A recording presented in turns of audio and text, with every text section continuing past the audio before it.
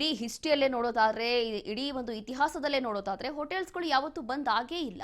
ಅನಿವಾರ್ಯವಾಗಿ ಇವಾಗ ಬಂದ್ ಮಾಡಬೇಕಾಗುತ್ತೆ ಅಂತ ಹೇಳಿ ಇದೀಗ ಬೆಂಗಳೂರಿನ ಕೆಲವೊಂದು ಹೋಟೆಲ್ ಮಾಲೀಕರು ತಮ್ಮ ಅಭಿಪ್ರಾಯವನ್ನ ತಿಳಿಸ್ತಾ ಇದ್ದಾರೆ. ಅಂತ ಪರಿಸ್ಥಿತಿ ಬಂದ್ಬಿಟ್ಟಿದೆ. ಓಕೆ, ಬೆಲೆ ಏರಿಕೆ ಮಾಡಿದ್ದೀರಾ ಸರಿ, ಆದ್ರೆ ಅದ್ರ ಬದಲು ಸಿಲಿಂಡರ್ ಆದ್ರೂ ಕೊಡಿ ಅಂತ ಹೇಳಿ ಮನವಿ ಮಾಡ್ಕೊಳ್ತಿದ್ದಾರೆ. ಅಂತ ಪರಿಸ್ಥಿತಿ ಈಗ ಬಂದಿರುವಂತದ್ದು. ರಾಜಧಾನಿಯಲ್ಲಿ ಕಮರ್ಷಿಯಲ್ ಗ್ಯಾಸ್ಗೆ ಹಾಹಾಕಾರ ಶುರುವಾಗಿದೆ. ವಾಣಿಜ್ಯ ಬಳಕೆಯ ಗ್ಯಾಸ್ ಪೂರೈಕೆಯಲ್ಲಿ ದಿಢೀರ್ ವ್ಯತ್ಯಾಸ ಇದೆ. ಹೋಟೆಲ್ ಉದ್ಯಮ ಅಕ್ಷರಶಃ ಬೀದಿಗೆ ಬೀಳುವಂತ ಆತಂಕ ಈಗಲೇ ಶುರುವಾಗಿದೆ. ಇವತ್ತೇ ಬೆಂಗಳೂರಲ್ಲಿ ಒಂದಷ್ಟು ಹೋಟೆಲ್ಸ್ಗಳು ಬಂದಾಗಿತ್ತು. ಎಲ್ಪಿಜಿ ಸಿಲಿಂಡರ್ ಸಿಗದೆ ಹೋಟೆಲ್ ಮಾಲೀಕರು ಪರದಾಡ್ತಿದ್ದಾರೆ. ಈಗ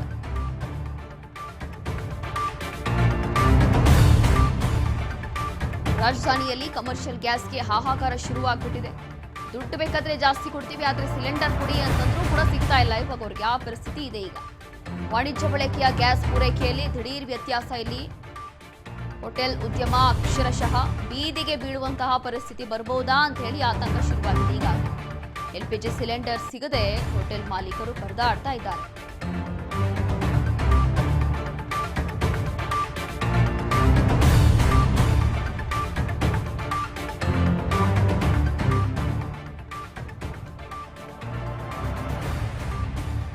ರಾಜಧಾನಿಯಲ್ಲಿ ಕಮರ್ಷಿಯಲ್ ಗ್ಯಾಸ್ಗೆ ಇಷ್ಟು ಬೇಗ ಹಾಹಾಕಾರ ಶುರುವಾಗುತ್ತೆ ಅಂತ ಹೇಳಿ ಬಹುಶಃ ಯಾರು ಅಂದ್ಕೊಂಡಿರಲಿಲ್ಲ.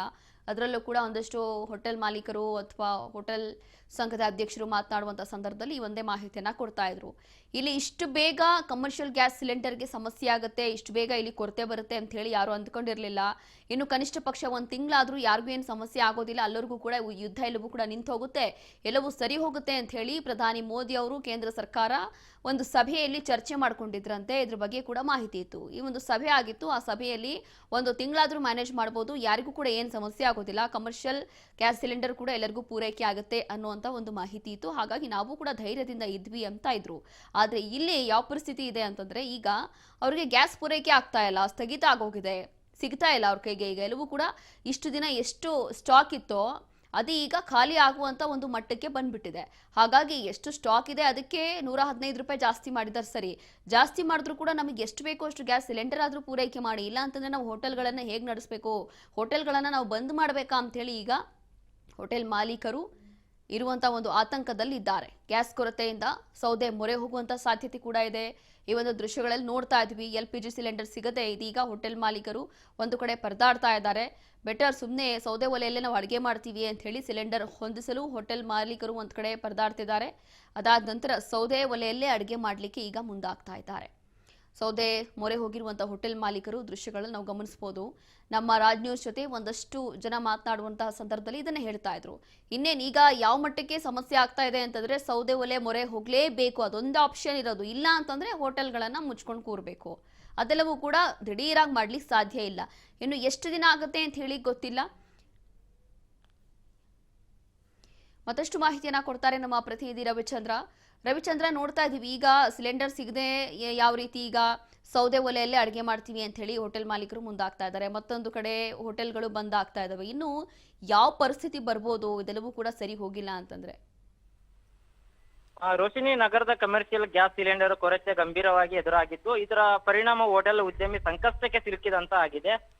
ಏನು ಗ್ಯಾಸ್ ಸಿಲಿಂಡರ್ ಸರಬರಾಜಿನಲ್ಲಿ ಉಂಟಾದ ತೊಂದರೆಯಿಂದ ಹಲವಾರು ಹೋಟೆಲ್ಗಳಲ್ಲಿ ಅಡಿಗೆ ಕಾರ್ಯದಲ್ಲಿ ವ್ಯತ್ಯಯ ಉಂಟಾಗಿದೆ. ಅಷ್ಟಲ್ಲದೆ ಗ್ಯಾಸ್ ಲಭ್ಯವಾಗದ ಹಿನ್ನೆಲೆಯಲ್ಲಿ ನಗರದಲ್ಲಿ ಕೆಲವು ಹೋಟೆಲ್ಗಳು ಪರ್ಯಾಯ ವ್ಯವಸ್ಥೆಯಾಗಿ ಸಾಂಪ್ರದಾಯಿಕ ವಿಧಾನಕ್ಕೆ ಮೊರೆ ಹೋಗಿದಂತ ಆಗಿದೆ.